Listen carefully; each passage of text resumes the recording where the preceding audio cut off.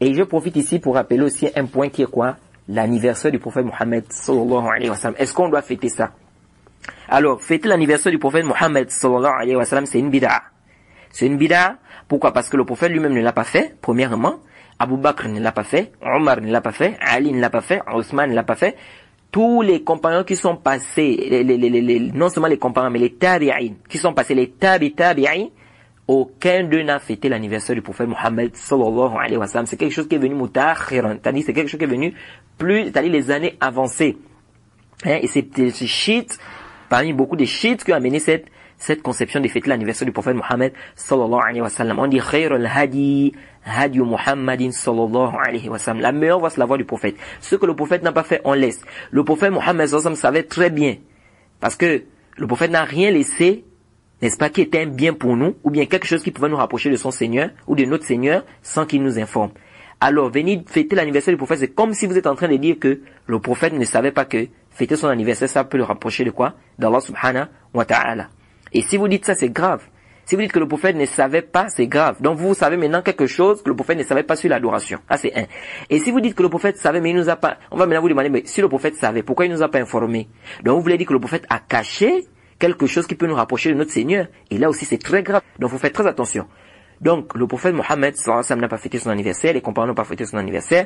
Nous, on n'a pas à fêter ça. On n'a pas à fêter ça parce qu'on voit ça dans beaucoup des endroits. Ils se regroupent là la nuit. Ils prennent la biographie du prophète. Ils commencent à lire la biographie du prophète toute la nuit. Soit disant, on est en train de fêter l'anniversaire du prophète Mohammed, sallallahu alayhi wa sallam. D'autres prennent le Coran. Ils disent, il doit terminer ça. Tout ça, c'est des muhdassat, c'est des bid'a. On dit comme le prophète a dit, que celui qui va amener une innovation dans notre religion, فهو رد, ce sera rejeté. من عمل عملا ليس عليه أمرنا فهو رد من أحدث في أمرنا هذا ما ليس منه فهو رد. Comme c'est venu dans le hadith de Bukhari et Muslim, le hadith de Aïcha. Vous faites à dire que toute personne qui va amener une chose nouvelle dans notre affaire, si dans notre religion, que nous on n'a pas demandé de faire, cette chose sera rejetée. Donc la chose est rejetée, même si tu as une bonne intention. C'est pourquoi on dit aux gens, l'intention bonne, ou bien la bonne intention ne suffit pas. Ça, des gens qui pensent, oh, tu veux dire que ça c'est une bid'a. Moi, je fais ça pour Allah. Oui, tu fais pour Allah, il n'y a pas de problème.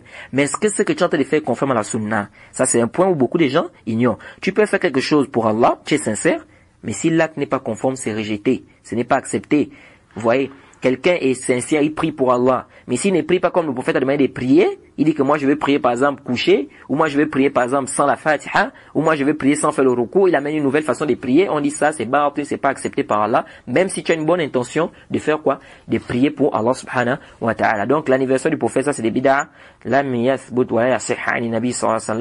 c'est des fêtes qu'on ne doit pas fêter. Pourquoi? Parce que ça sont des choses qui n'ont pas été prêchées par le prophète Mohammed sallallahu alayhi wa sallam. On doit se limiter là où le prophète Mohammed sallallahu alayhi wa sallam s'est limité. Quand tu dis ashhadu an la ilaha illallah wa ashhadu anna Muhammadan abduhu wa rasuluhu, il y a beaucoup de compréhension. Il faut comprendre ça. C'est bien beau de dire j'atteste qu'il n'y a aucune divinité, il faut qu'il mette l'adoration d'Allah, j'atteste que Mohammed est son messager, mais il faut comprendre aussi ça. Parmi les compréhensions, quand tu dis j'atteste que Mohammed est son messager, ça veut dire que tu dois le suivre dans tout ce qu'il a fait et délaisser ce qu'il a délaissé. Alors toi, tu viens faire des choses que le prophète Mohammed sallallahu alayhi wa sallam n'a pas fait, et puis tu commences à inciter les gens à faire cela en disant que non, tu es en train de suivre le prophète ou tu es en train d'être récompensé. Ça, c'est fatigue sur fatigue pour rien. Tu es en train d'être fatigué pour rien.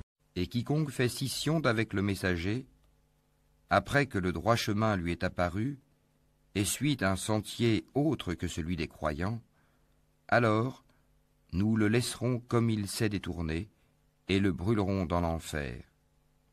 Et quelle mauvaise destination!